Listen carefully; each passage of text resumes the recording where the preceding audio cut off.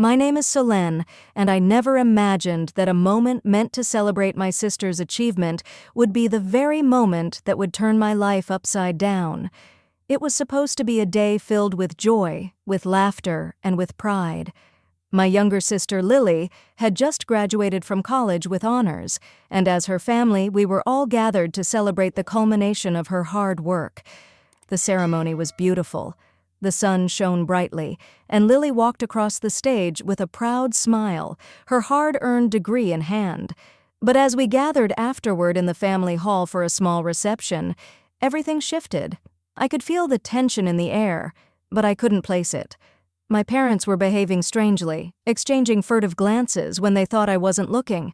My father was distant, my mother was quiet, and I found myself wondering what had happened to the family I had once known. As the evening unfolded, I began to realize that this wasn't a celebration. It was a setup. A plan was in motion, and I was the target. After the speeches, the congratulations, and the laughter started to quiet down, I was called over by my parents.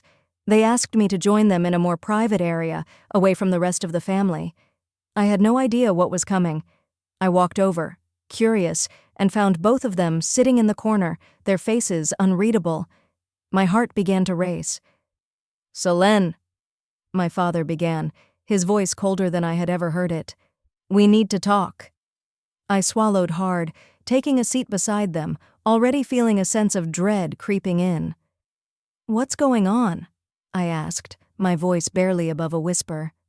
"You've caused enough trouble in this family," my mother said, her voice sharp and harsh, something I wasn't used to hearing from her. "You've disappointed us for the last time." I stared at her, confused. "What do you mean?" I asked, the words escaping before I could stop them. My mind raced, trying to understand what was happening. My father's gaze was cold. "You've never fit in with this family, Solène. You've been difficult and disrespectful. You've never appreciated what we've done for you.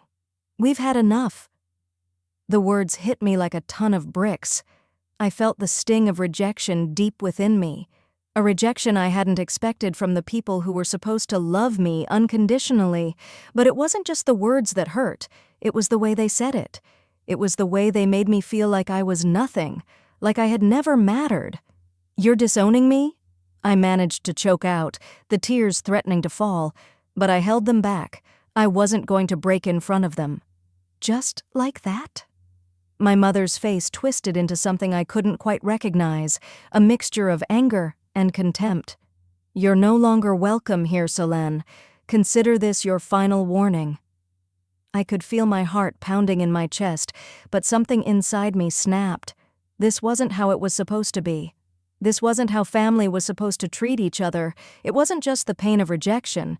It was the years of sacrifices, the love I had given, and the constant feeling of being overlooked and dismissed. I stood up, shaking with anger. I wasn't going to let them dictate my worth any longer. This was the last straw. "Fine," I said through gritted teeth, my voice trembling with emotion but firm with resolve. "If that's how you feel, then I'm done. You don't get to treat me like this anymore." As I turned to walk away, I felt my mother's eyes on me, cold and dismissive. But I didn't look back. I couldn't. I had already given them too much of my time, my energy, and my love, and it was time to reclaim all of it for myself. But as I walked away from that moment, something unexpected happened. I reached into my purse and pulled out a small, neatly folded piece of paper that had been in my possession for months. I had kept it a secret. It was my secret weapon, the one thing that would flip everything on its head. The silence after Jason's announcement was deafening. I stood there, frozen for a moment, my mind racing to make sense of what had just happened. This couldn't be real, I thought. Not today. Not on our daughter's special day.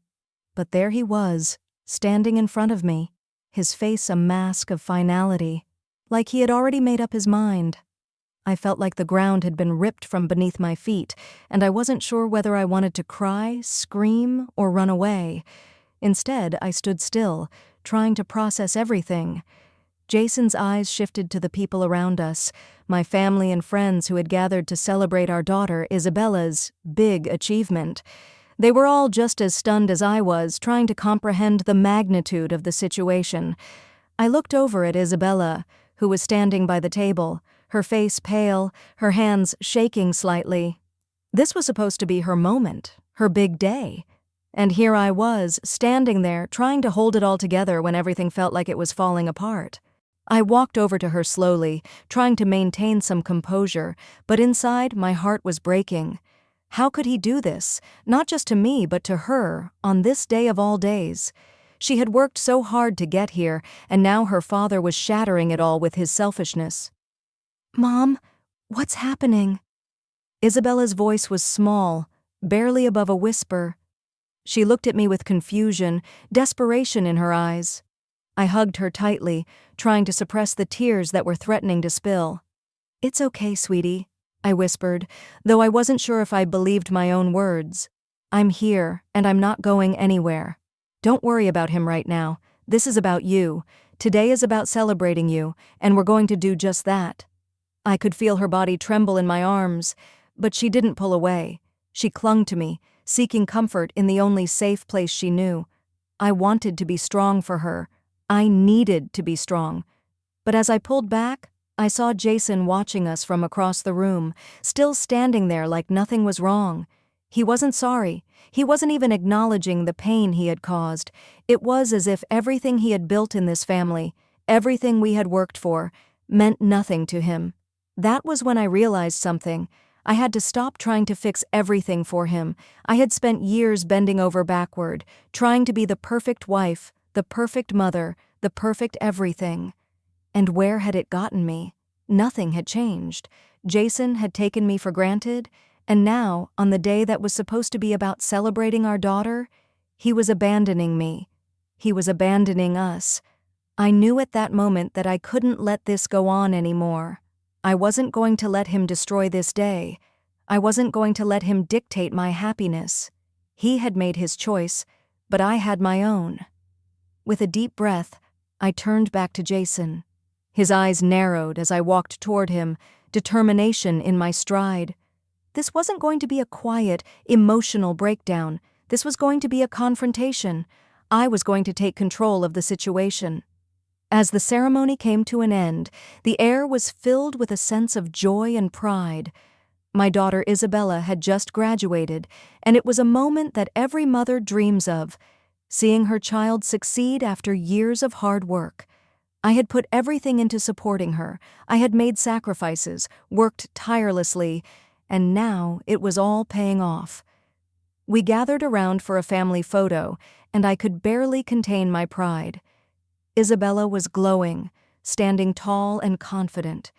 She looked so much like her father, but there was something in her eyes that reminded me of myself: strength, resilience, and the ability to take on the world. But as we were about to take the photo, Jason, my husband, cleared his throat and stood up abruptly. I looked over at him, noticing how tense he looked, his hands clenched at his sides. Something was off. Before I could say anything, Jason suddenly announced, "Bianca, I think we need to talk. We can't keep pretending everything is fine. I've been thinking about this for a while now, and I can't do it anymore. I'm leaving." The words hit me like a ton of bricks. I froze, barely able to comprehend what he had just said. My mind raced, trying to piece together the situation, but all I could hear was the pounding of my heart. Was he serious? Was this really happening? "Jason, what are you talking about?" I asked, my voice shaking. "Not today, not now.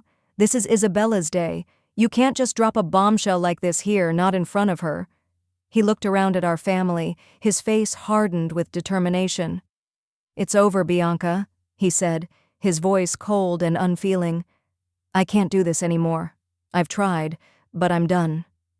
The entire room fell into an uncomfortable silence, with everyone standing awkwardly, unsure of how to react. Isabella's eyes were wide with shock, her face pale. She had been looking forward to this day for so long, and now it was being tainted by her father's sudden and heartless announcement. I looked at Jason, unable to believe what I was hearing. He was supposed to be my partner. He was supposed to be there for me, for our family. But here he was, in front of everyone, announcing that he was leaving me. And it was on Isabella's big day. I could feel the heat rise in my chest, the anger building as I tried to keep my composure. How could he be so cruel? He didn't even care about the damage he was doing. To him, it was just another day, just another decision. But for me, this was everything. This was the moment I had spent my entire life working toward. And he was ruining it. "You can't just walk away like this," I said, my voice trembling with emotion. "You can't just decide this for us without even trying to fix things." But he wasn't listening. His mind was made up, and there was no convincing him otherwise. I could feel my heart breaking as I watched him turn his back on everything we had built. He wasn't thinking about Isabella. He wasn't thinking about the years we'd spent together. He was thinking only of himself. Isabella stepped forward, her eyes filled with tears. "Dad, please don't leave," she whispered, her voice barely audible. "What about us? What about our family?" Jason paused for a moment, his face softening, but then he shook his head. "It's over, sweetie," he said, his voice devoid of emotion. "I can't stay. I just can't." The words stung. They were like daggers in my heart. But I knew, in that moment, that I couldn't let him do this to us. I couldn't let him destroy everything. I turned to Isabella and pulled her close, trying to comfort her, even though my own heart was shattered. "Sweetheart, it's okay," I whispered, though I wasn't sure I believed it. "We're going to be okay. We don't need him. We have each other." As Jason walked away, I could feel the weight of his decision crushing me. But as I stood there with Isabella in my arms, I realized something. I didn't need him to define my happiness. I was going to be strong for Isabella. I was going to show her that no matter what happened, we would make it through, together. I didn't know how I was going to get through this, but I knew one thing for sure. I was done letting Jason's choices control my future. As the shock of Jason's words began to settle, I felt an odd sense of clarity. I had spent years trying to make everything work, sacrificing my own needs, pushing my own dreams aside, all for the sake of our family. But in that moment, I realized something important. I had let his actions define me. His sudden decision to walk away didn't change who I was or what I had achieved in my life. Isabella was still standing there, her eyes filled with confusion and hurt. I could see the question on her face. Why? Why was this happening? Why now? I knew it wasn't easy for her to process this, but I had to be strong, not just for me, but for her too. She needed to see that, even in the face of betrayal, I could stand tall. I needed to be her rock. "Mom, what's going on?" she finally whispered, her voice trembling. I took a deep breath, trying to steady my emotions. I didn't want to fall apart in front of her. I wanted her to know that everything was going to be okay, even if it felt like the world was crumbling around us. "Honey, your dad, he's made his choice," I said softly, pulling her into a hug. "But that doesn't mean we're not going to be okay. We're stronger than this, I promise you. This isn't your fault. And it's not my fault either. Sometimes people make decisions that don't make sense, but we can't let that control us." She didn't say anything at first, but I could feel her body relax a little in my arms. She trusted me. She needed me. I could feel the weight of responsibility settle on my shoulders, but I wasn't afraid. I wasn't going to let this ruin her day. This was supposed to be her moment, her celebration, and I wouldn't let Jason take that from her. "We'll talk more about this later, okay?" I said gently. "Right now, let's focus on you and your accomplishments. You've worked so hard to get here, and today is about you." Isabella nodded, though I could see the confusion and hurt still linger in her eyes, but she trusted me, and that was enough. I smiled at her, trying to hold back the tears. I wasn't going to cry. Not now. Not in front of her. As I turned to face the rest of the room, I realized I had a choice to make.